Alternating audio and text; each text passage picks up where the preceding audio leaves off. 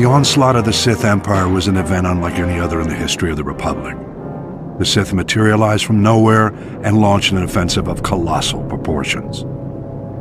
Horrifying reports from the Outer Rim seemed to portend the utter destruction of the Republic.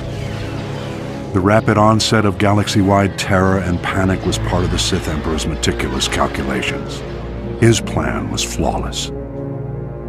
Sith battlecruisers first appeared on the fringes of the Tingle Arm.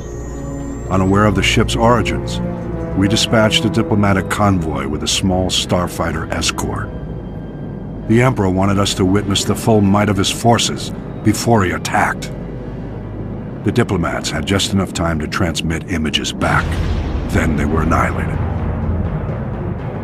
Immediately thereafter, the Sith began a full assault on the Republic allies in the Aparo sector, which fell before the Republic fleet even arrived.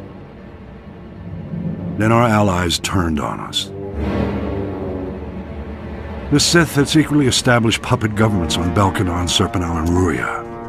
The Republic fleet suddenly found itself in enemy territory, fighting desperately on all sides. The Republic rallied every available ship to support the fleet, leaving only a handful of Jedi security ships to patrol Korriban. Regrettably, Korriban fell back into the enemy's hands without the Jedi Council even knowing about it. Overwhelmed and desperate, the Republic fleet scattered, fleeing from the Tingle Arm to avoid complete annihilation. Elsewhere in the Outer Rim, the Sith staged more targeted strikes, destroying our shipyards in the Sluy sector, blockading the Rimma trade route, and seizing control of the rich resources of the Minos cluster. Confused and in complete disarray, Republic forces were unable to respond. Republic leaders and members of the Jedi Council arranged an emergency meeting in the Senate to prioritize the galaxy's defense. But the session quickly became mired in politics. Irate senators stormed out in protest over decisions which left their representative sectors exposed to attack. Many of the Republic's diplomatic allies refused military support for the greater cause. It was every system for itself. This was perhaps the greatest genius of the Emperor's plot. He had turned the Republic against itself.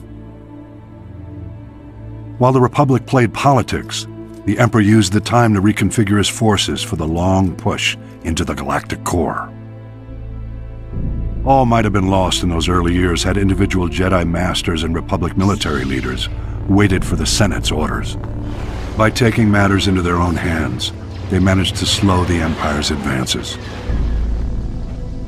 The attack of the Sith Empire was the most well-orchestrated and carefully coordinated military maneuver in the galaxy's history. Indications suggest the operation took centuries of planning and preparation. I'll elaborate in my next report.